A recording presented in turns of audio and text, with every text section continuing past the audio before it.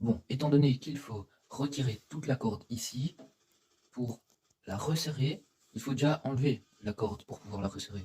Donc la première étape est de défaire ce petit nœud, puis passer en dessous, et puis tirer.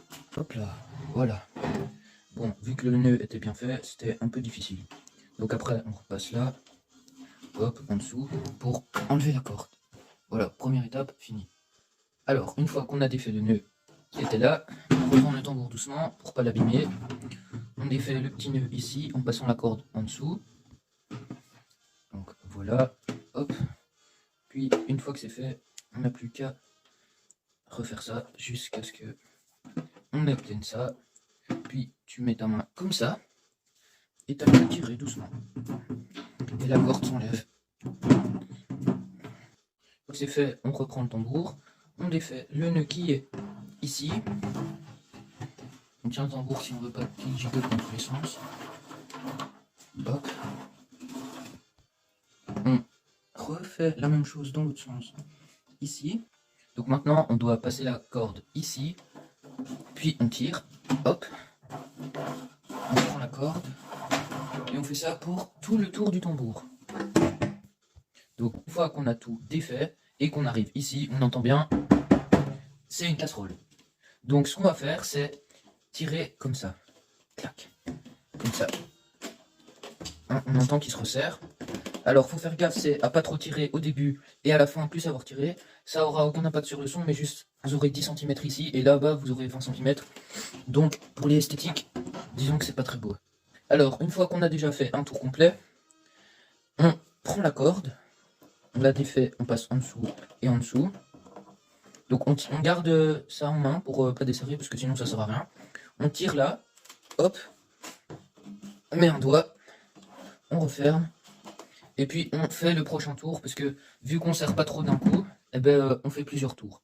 Donc une fois que c'est fini, on a fait 4-5 tours, il faut refaire le nœud. Donc pour ça, on passe la corde ici en dessous, et on tire. Hop, voilà. Puis on refait la même chose. On prend la corde, on la passe en dessous des deux. Une fois qu'on est passé en dessous des deux, on passe en dessous, on tire.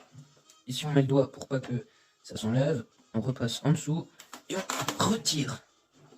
Et voilà, on a une clé de fait. Bon alors, ici on arrive à un moment plutôt embêtant parce que bah on a ça. Donc on peut pas faire des nœuds comme avant. Donc on doit passer en dessous de celle-là, en dessous de celle-là. Donc on voit que c'est pas facile parce qu'il n'y a pas beaucoup d'espace. Encore en dessous de celle-là. Et en dessous de celle-là. Alors là, faut pas tirer, parce que si tu tires, tu vas péter le truc. Donc ce qu'il faut faire, c'est passer là en dessous. Voilà. Tu peux tirer maintenant. Hop. Tu mets ta main là, pour pas que ça se desserre. Puis tu retires. Après, tu tires. Et clac, c'est parfait. Alors une fois qu'on a fini le tour du tambour, soit il nous reste 3 cordes et on refait la même chose.